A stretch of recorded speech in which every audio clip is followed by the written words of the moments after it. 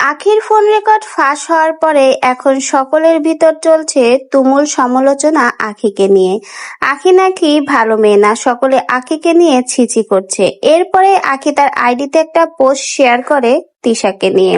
বর্তমান সময়ে তিশা আর আখির মধ্যে চলছে তুমুল লড়াই, কেউ কাউকে এক বিন্দু পরিমাণ ছাড় দিতে রাজি নয়। রিসেন্টলি তিশা তার আইডি টিয়া পেজে আখির একটা ফোন রেকর্ড ফাঁস করেছে এবং সেই ফোন রেকর্ডে আখির কণ্ঠ এবং ভাষা, যে ভাষায় কথা বলেছে সেটা শুনে সকলে যেন রীতিমতো আখিকে ছিছি করছে। আখির নামে অনেকেই বাজে বাজে কমেন্ট করছে।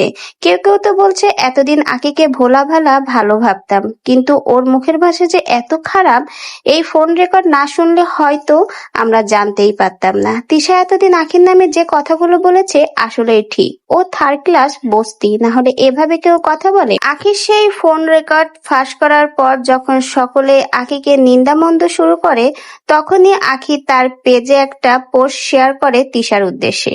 সেই পোস্টে আখি লিখেছে, মানুষের পতনের জন্য অভিশাপ লাগে না, যাদেরকে কষ্ট দিয়েছেন তাদের বুকচেরা দীর্ঘশ্বাসই যথেষ্ট।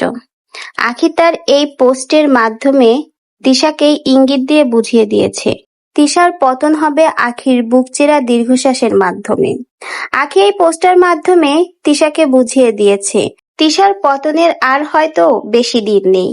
তার বুকচেরা কষ্ট দীর্ঘশ্বাসেই তিশা ধীরে ধীরে পতন হয়ে যাবে।